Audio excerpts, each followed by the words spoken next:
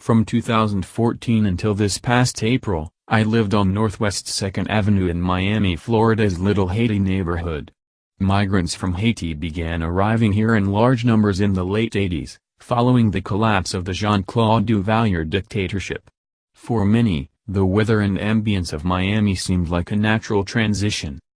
My studio was across the street from the Zubi Market, a small bodega that stayed open during Hurricane Irma after all the major chain drugstores and groceries had closed.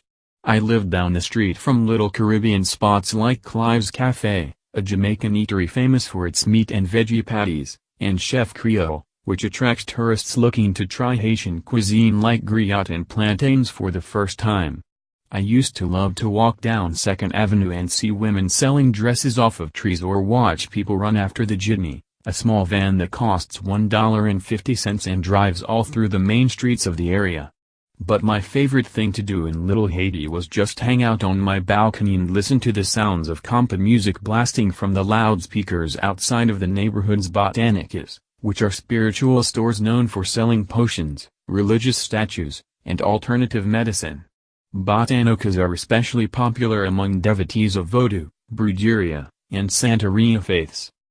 Over the years, however, gentrification has begun to erase these distinct features that make Little Haiti a special place. A 2015 New York Times article helped spark the wave by alerting art collectors and real estate developers that Little Haiti had a hot scene. Since then, the property values have been climbing. According to real estate analytics website Zumper, rents in Little Haiti jumped 13% over the fall quarter of 2017, and Miami started off the year as the 9th most expensive rental market in the nation. These days, 2nd Avenue is in transition. The old Botanica block was stripped of its facade, and one of the few places you'll find Haitians and locals hanging out is at the Caribbean marketplace at the Little Haiti Cultural Complex. Paintings of patron saints by local artists like Serge Toussaint have been replaced with large windows sporting the stickers of development companies. Residents and small business owners in the area have been fiercely opposed to development projects that look to replace apartments with massive residential and commercial towers. I decided to move 3 months ago, after getting a note from my landlord that my rent was increasing $200.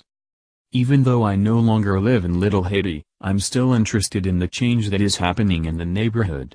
To find out how gentrification has impacted those who are still there, I chatted with some local folks. Here's what they had to say. Rain Brumer is a domestic worker. She has been living in Little Haiti for 34 years. I decided to come to Miami from Haiti in 1984 when I was pregnant with my 5th child. I knew I wanted to give birth to her here. But this area has changed a lot. The people that are here now, we've never seen before. They don't look like me. When I first came here, we maybe had about 14 buildings. Right now you look around and you see so many, and they're so large. They also never cleaned here. In the last 5 or 6 years, the city would never clean up the streets. Now, they come and clean at night and spray for mosquitoes, too. Bean Blackett is a business owner, artist, and activist, who moved to Little Haiti in 2016. I'm a socialist and a leftist. It totally makes sense to me that someone might see me as the white gentrifier. It's not a false charge. But while I'm here, I'm trying to fight for the people. I work with Family Action Network Movement, FANM, an organization that fights for the fair treatment of immigrants, and the Dream Defenders, a human rights organization aimed at ending police and state brutality geared toward people of color.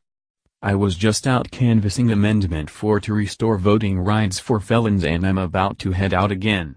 Yes, they're right about labeling me a gentrifier, but what do we do about it? Should I move to Midtown? Does it help the neighborhood if I just never came here? Would the neighborhood be better off? That's how I think about it. I'm looking to buy something, and even this neighborhood is already getting too expensive for me.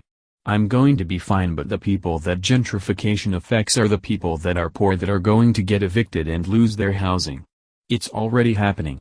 It's our job together to fight against that. We have to stop stuff like Eastside Ridge. We should have stopped Magic City, but they did a better job of dividing the community. What we need in this neighborhood and every neighborhood is social housing, rent control, and rent stabilization. That matters more than whether individual white people move into a mostly black neighborhood. Later Andre owns the 3x3 Santa Barbara Botanica. He's lived in Little Haiti for 25 years.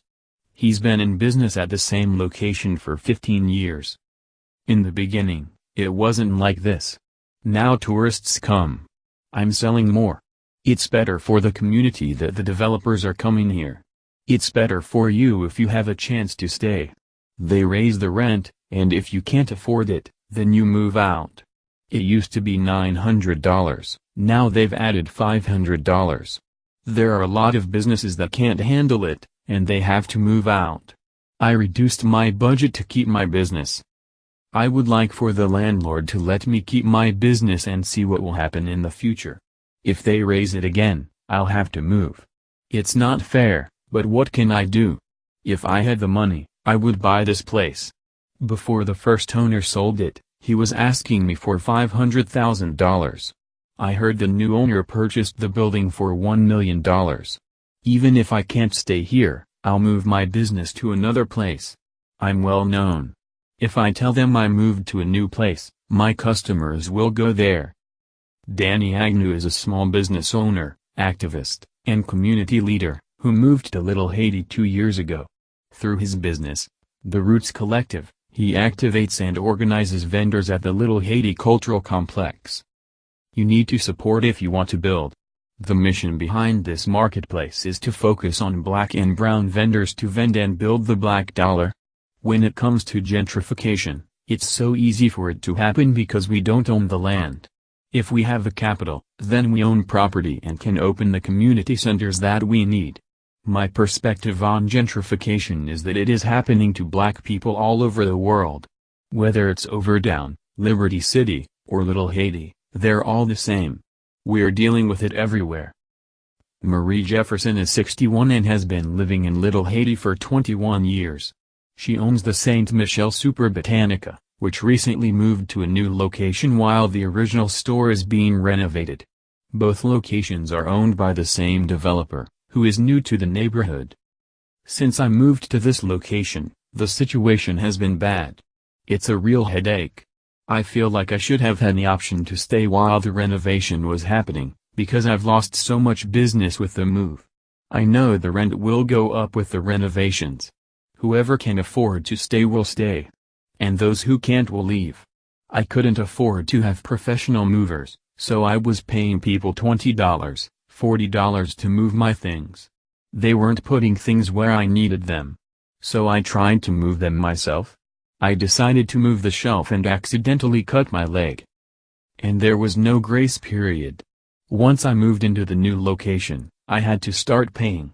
I feel like I got treated worse than a dog. Even when I try to contact my landlord, he won't answer the phone. He bought all of the businesses around here. Another landlord gave neighborhood businesses a 3-month grace period.